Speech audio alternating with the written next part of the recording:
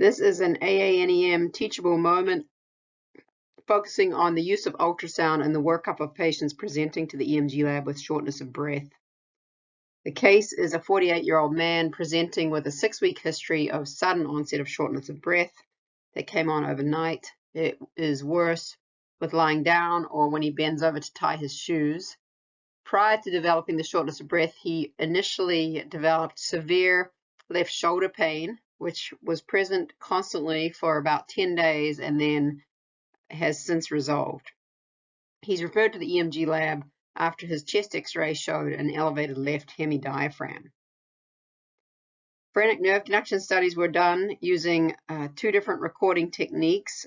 One, the electrode is placed here over the diaphragm and the G2 is over the inferior costal margin.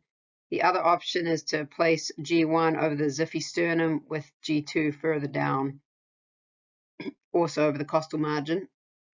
And we stimulate the phrenic nerve supraclavicularly and then record from both of these and see which one we get the best response from.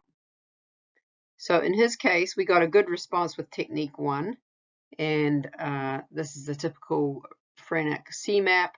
The response with technique 2 wasn't as nice, but on the left side, we got no response with either technique.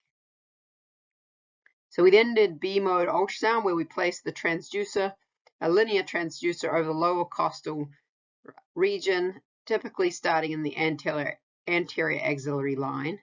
And so you're trying to look through the ribs at the diaphragm here, deep to the ribs. And it's good to move around until you get the best picture somewhere in that general vicinity.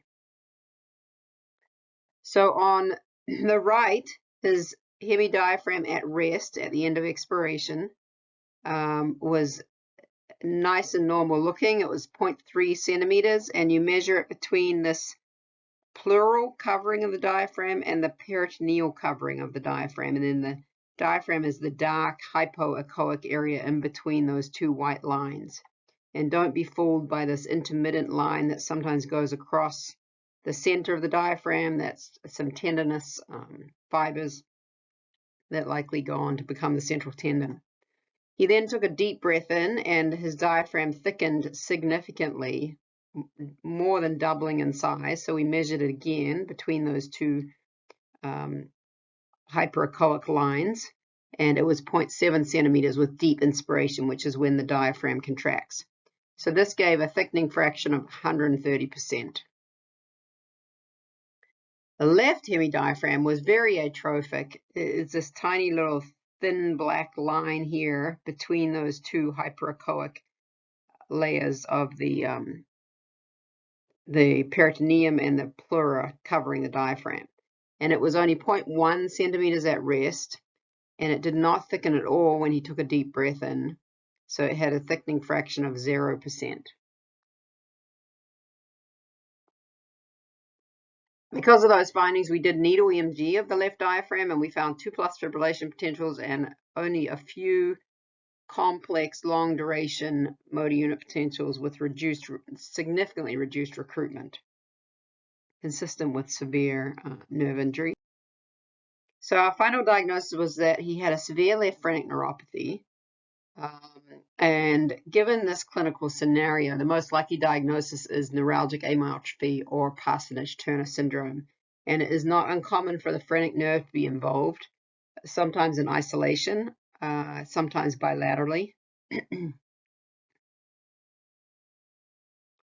So the clinical pearls to take away from this case are that the normal thickness of the diaphragm at rest, which is at the end of expiration.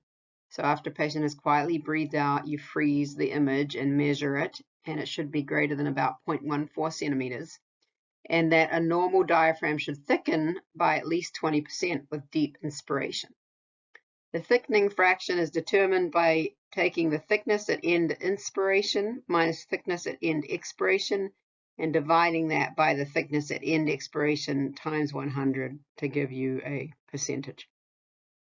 We have published our normal values in this paper, and they were taken from 150 normal subjects of varying age. The other clinical pearl is that the patient should be warned of the risk of severe shortness of breath with immersion in water.